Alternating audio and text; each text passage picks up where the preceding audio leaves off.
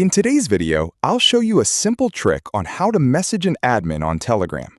Before we jump into this quick tutorial, tap the link in the description below to follow along. And let's get started. First, open Telegram Desktop and go to the group or channel where you want to contact an admin. If you're in a group, click the group name at the top of the chat to open the group information.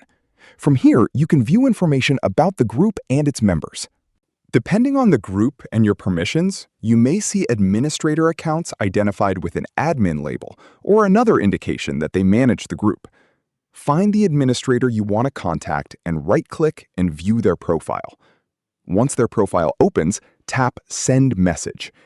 Type your message in the message box and explain clearly why you're contacting them. Once your message is ready, press Enter or click the Send button.